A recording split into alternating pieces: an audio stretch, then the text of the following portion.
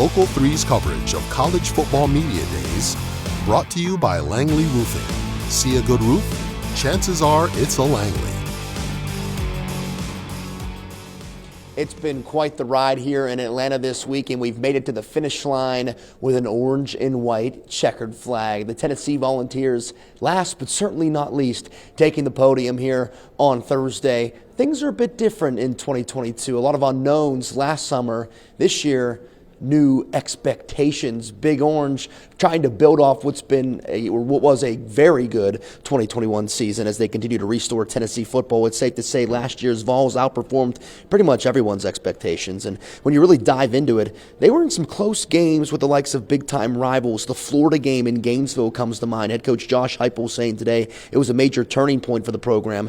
There's the Alabama game in Tuscaloosa. You can't forget, it was a one-score game in the fourth quarter. Finishing games is a major focus for the 2022 Tennessee Volunteers, as conveyed here in Atlanta.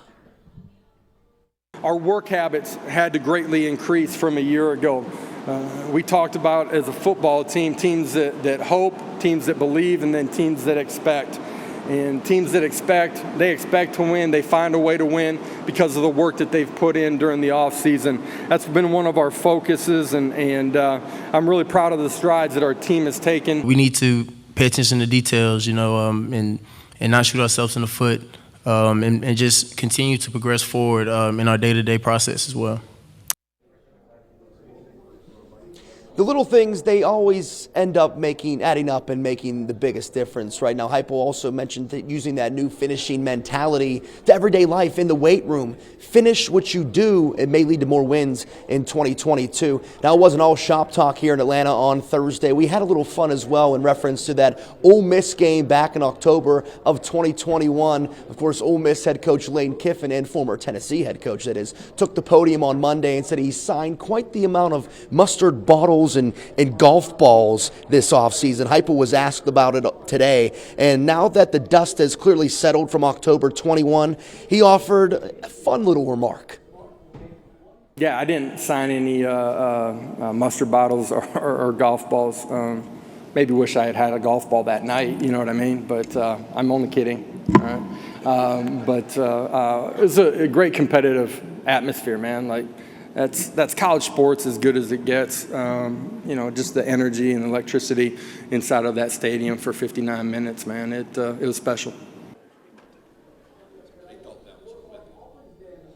College football at its finest, ain't it the truth? And leave it to Georgia to make some headlines on Tennessee's day in Atlanta. The school announcing Kirby Smart has signed a 10-year extension worth over $110 million. He'll earn just over $10 million to coach the Dogs this season, and it will get as high as over $12 million in the year 2031.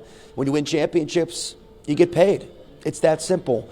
We've had enough talking football in a hotel for a whole week. Listen, the only thing left to do is play a little football. Camp opening up in a few weeks. Of course, we're going to talk a little bit more about SEC Media Days through the next few weeks leading up to camp. But it was a lot of fun. We hope you enjoyed our coverage. Always more online at local3news.com or inside our app. Let's play some football, baby. Live in Atlanta, Ben Bobick, Local 3 Sports.